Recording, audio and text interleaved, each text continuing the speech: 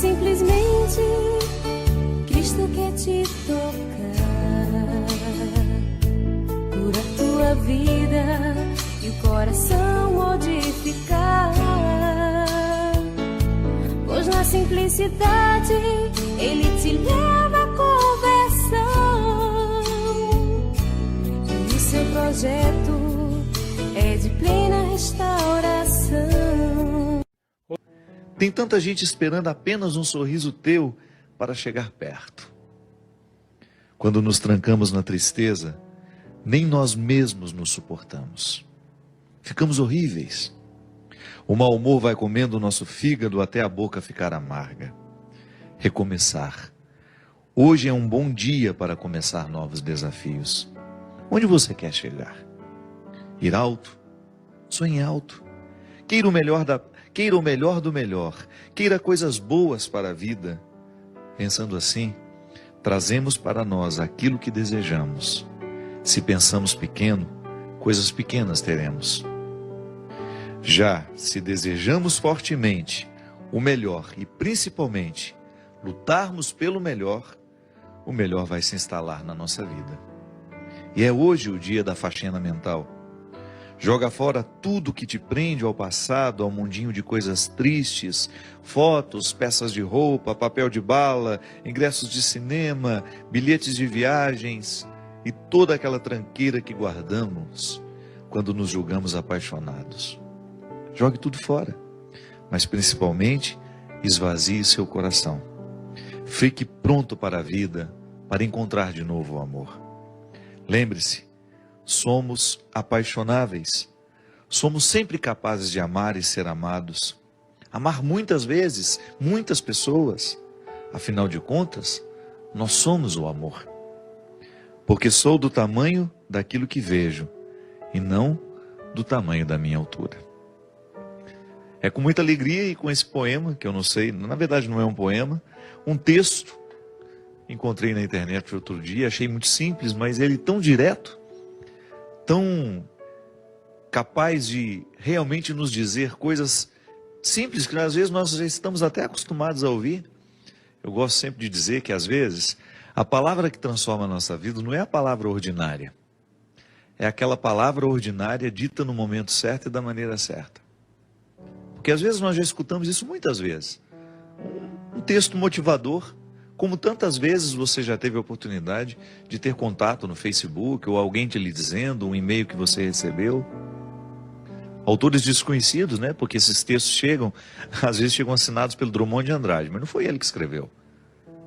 Só para dar autoridade ao texto, às vezes as pessoas colocam um autor conhecido. Não.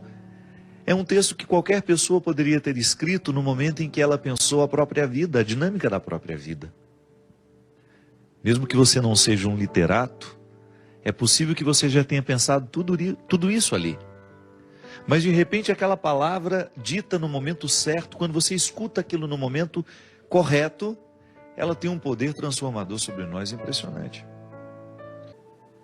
Essa faxina que o escritor desconhecido nos propõe, com esse texto se chama Recomeçar, serve para nós nesse momento em que, ao olharmos para a morte do outro, pensamos a nossa. Na filosofia a gente aprende que a única forma que a gente tem de experimentar a morte, antes de morrer, é claro, né? Porque a morte é o acontecimento que nós vamos, de fato, saber o que é morrer, é no momento que a gente morre. Não há uma outra forma de experimentar a morte pessoal senão morrendo. Então, como isso vai ser o ato definitivo, eu antecipo essa experiência quando eu olho para aqueles que morrem ao meu lado. Porque de alguma forma nós nos olhamos naquelas pessoas que se foram. É uma maneira que eu tenho, que você tem, de olhar para a sua morte, é naquele que morre. É um impacto sobre nós. A morte dos outros nos impacta. E ao olhar, ao sentir esse impacto, é natural que você também passe a sua vida limpo. Ah, padre, mas eu não ando de avião.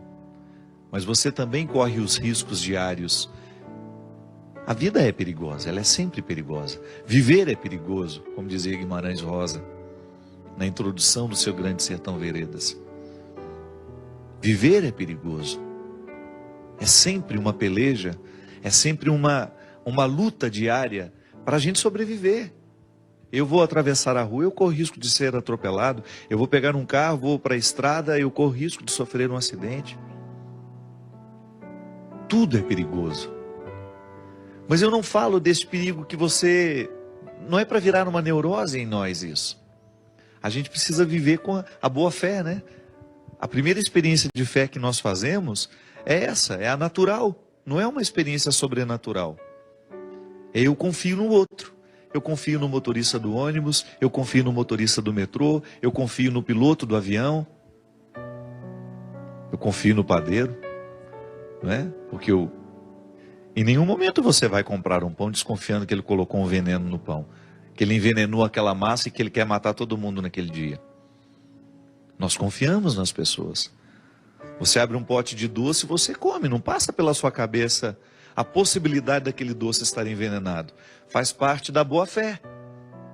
É a fé mais natural que nós experimentamos na vida, que é aquela que lhe dá condições de sair na direção do colo da sua mãe, quando você ainda não sabe andar, e dar os primeiros passos.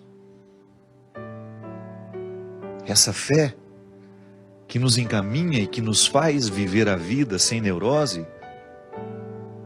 Claro, tem gente que precisa até se tratar, né? Há um determinado momento da vida que tem tanto medo de morrer. Geralmente quando a gente está vivendo um momento muito bom da vida, as pessoas costumam desenvolver essa fobia, o medo da morte. Então depois precisa administrar até com medicamentos, para voltar a viver com naturalidade. Mas essa faxina, ela ultrapassa essas realidades cotidianas. Ela entra lá no mais profundo do sentido da nossa vida. É lá onde a gente precisa retirar os excessos, para que a gente tenha condições de extrair o que realmente importa. Porque todos nós queremos ser felizes. Às vezes não somos felizes é por causa das escolhas erradas que a gente faz. E quando eu falo de felicidade, eu não estou falando de ausência de problemas. Essa é utópica, essa não existe. Eu estou falando da possibilidade de nós vivermos confortáveis em nós. De você olhar para a vida que você está vivendo e você ficar satisfeito com o resultado que você está tendo. Isso é possível. A nossa vocação é essa. Não é ter uma vida extraordinária. Porque às vezes a gente olha para as pessoas famosas, né? A gente fala, nossa, que vida extraordinária deve ter aquela pessoa. Nada. Quando ela chega em casa, quando ela está a sós com ela, com as pessoas que fazem parte do mundo dela, aquilo é absolutamente ordinário como a vida de todo mundo. Os palcos não são eternos. Aquele astro do cinema que você vê brilhando na tela, olha o que aconteceu com ele. Um homem que ganhou Oscar, um homem que ganhou inúmeros prêmios ao longo da sua vida e de repente não consegue administrar a infelicidade do momento, ou não soube administrar o sair de cena, porque isso também é perigoso. Ninguém está livre de perder o sentido da vida. E eu particularmente penso que pode ser para mim e para você uma oportunidade de nós revermos o que estamos fazendo na nossa vida. Às vezes a gente corre demais, às vezes a gente se expõe a um contexto de tanta necessidade, que a gente acaba morrendo antes da hora. Talvez esteja numa época em que as pessoas estejamos vivendo uma época em que as pessoas precisarão simplificar as suas vidas. Tamanha a complexidade do mundo. O mundo é cada vez mais complexo, minha gente. Porque quanto mais ele facilita a nossa vida, mais complexo ele fica. Porque ele gera possibilidades. Um mundo que oferece muitas possibilidades ao ser humano de deslocamento, possibilidades de conhecimento, de entretenimento, ele vai ficando cada vez mais complexo. Não é um mundo simples que nós tínhamos há 100 anos atrás, onde você tinha, para fazer uma viagem para chegar na Europa, você levava 10, 12 dias de navio. Hoje não, 8 horas de avião você está lá. Você pousa em Portugal. Essas facilidades complexificam a nossa vida. Que quanto mais a gente pode, mais complexo a gente fica. E quando somos muito complexos, a gente se perde no contexto das escolhas, a gente tem dificuldade de encontrar o que é essencial. Porque aquele que pode muito, ele corre o sério risco de não escolher o que ele realmente precisa. Porque entre aquilo que a gente pode e entre aquilo que a gente realmente precisa, há uma distância muito grande. Simplesmente, Cristo quer te tocar, cura tua vida e o coração modificar.